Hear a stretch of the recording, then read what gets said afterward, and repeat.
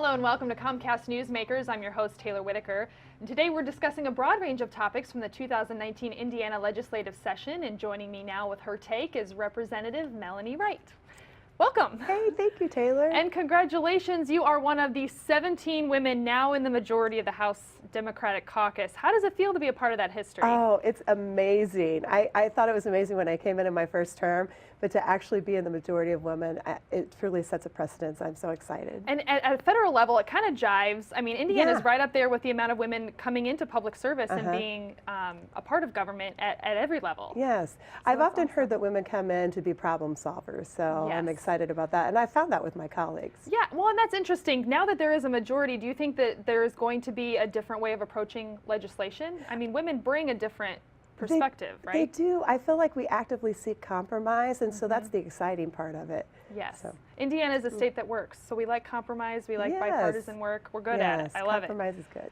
Well, speaking of work, education, the state's largest expenditure, it's a budget year. Yes. This is important stuff to talk about, and you have some things you want to share. I do. I'm a 31-year veteran teacher, so I've had the privilege of teaching in 5 different school districts and 3 different states.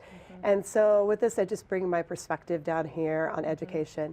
And when we eliminated the collective bargaining agreements back in 2011, many schools were still under contract for a few years, so some of them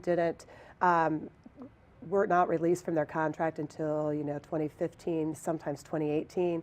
But once they did, a lot of the language went away, and so did the salary schedules. So at that time, we'd have several people getting pay as first-year teachers, and then you'd know how many are getting second-year pay and third-year pay.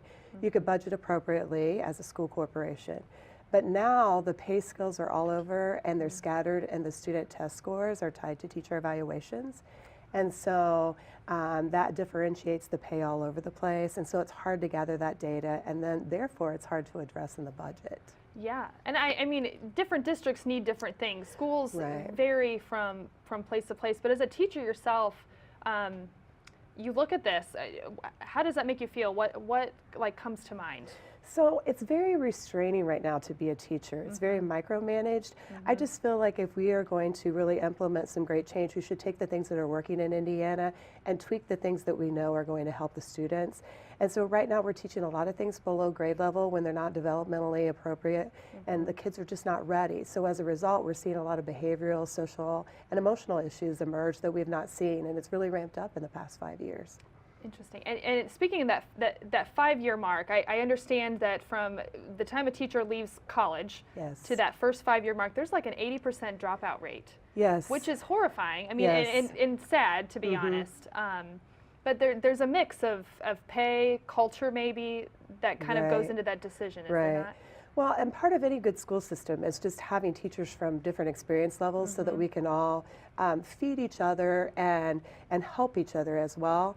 But yes, they're getting very discouraged because oftentimes their pay raise is frozen. So then they are essentially going backwards financially because with the cost of insurance typically raising in January and the cost of living going up every year, they just can't sustain it. And then often they're trying to start a family or often purchase a home, and it's just not feasible on top of paying student loans. Goodness. Well, we don't have a lot of time left, but is there anything else that you have on the horizon that you'd like to share? Yes, just real quickly, House Bill 1600 passed, and it deals with some senior citizen issues and looking at guardianship and financial protection for our seniors. Really, that's a big deal. Yeah. I mean, navigating that part of life alone can be treacherous, and people wanting to take advantage of you. Obviously, we talked about Social Security scams prior, so that's great. I love it. Well, thank you so much, Melanie. Thank you so much, Talor. And thank you for joining us here from the Indiana State House. This is Comcast Newsmakers. I'm Talor Whitaker.